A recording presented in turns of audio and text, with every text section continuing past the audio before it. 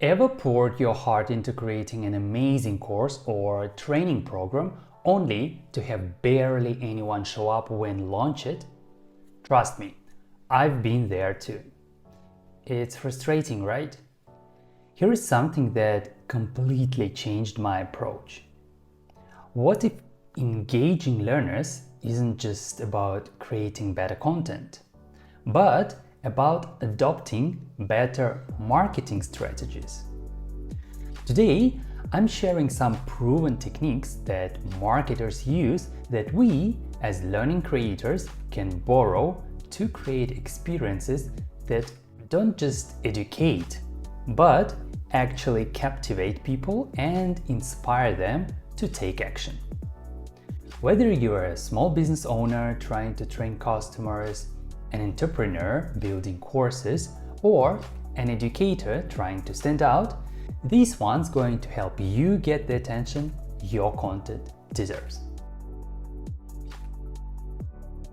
When you think about it, marketers and learning professionals are actually trying to do very similar things. We both need to capture people's attention in an incredibly distracted world and inspire them to think or act differently than they did before.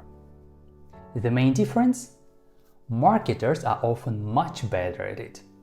The good news is we can learn from what they are doing right. Let's look at some specific techniques you can start using right away. Have you heard about the two thinking systems we all have? This comes from the Nobel Prize winner Daniel Kahneman's research. Basically, we have System 1, it's fast, intuitive and emotional. This is your gut reaction. System 2, it's slow, deliberate and logical. This is your analytical side. Great marketers intuitively understand this. They know they need to grab your emotionally first, before engaging your logical mind. Think about Apple's marketing. They don't start with technical specs. They show you how the product will make you feel. Then, later they talk about the processor speed. You can do the same with your learning content. Instead of starting with dry information, begin with a story or a striking visual that creates an emotional connection. Then, guide your learners into the more analytical content. So remember, emotion first, analysis second. One of the biggest mistakes I see learning creators make is designing for everyone, which really means designing for no one. Marketers figured this out years ago. They don't create campaigns for adults aged 18-65. They build detailed personas based on actual research. For example, they might create Sarah, the time-strapped small business owner who needs quick solutions, or Michael, the corporate manager who needs to show ROI to his boss. You should do the same for your learners. And I don't mean just making up personas. I mean actually talking to people. Here is a simple way to start. Interview 8 to 10 potential learners. Ask about their challenges, when they would actually use your content, and what would make learning easier for them. Then, use those insights to shape everything from your course structure to your examples. Remember, design for real people with real needs, not for an imaginary average learner. Can we be honest about something? So much learning content sounds like it was written by a committee of academics trying to impress each other. But that's not how people actually learn best. Here is how marketers write differently. They use a conversational tone, like they're talking to one person. They focus on benefits, not features. They use headlines that grab attention. Let me show you what I mean. Here is typical learning content. This module facilitates comprehension of customer relationship management integration methodologies. And here is a marketing-inspired version. Discover 3 simple CRM tricks that will cut your admin time in half, even if you are not tech-savvy. See the difference? The second one immediately tells you what's in it for you. A simple tip: read your content out loud. If it sounds like something you would say to a friend over coffee, you're on the right track. One of the biggest differences between marketers and learning creators is how they think about time and touch points. Marketers rarely think about single interactions. They create campaigns, coordinated touch points that guide customers through a journey over time. Let me give you a real example from my own experience. I was helping a company teach their sales team about competitors. Initially, they had a single 1-hour workshop. Here are our 5 competitors, good luck.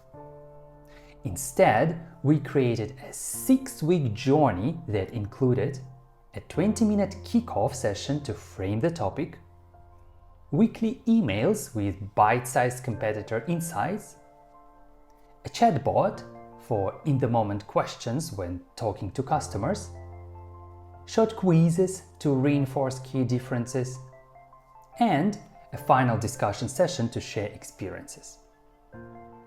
The result? According to post-implementation surveys, the sales team was 4 times more confident discussing competitors with customers.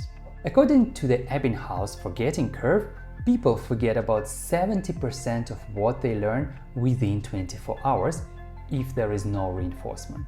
A learning journey fights against this by providing multiple touch points over time. Remember, real learning isn't an event, it's a process. Here is something that might surprise you. You don't need fancy learning management systems to deliver great learning experiences.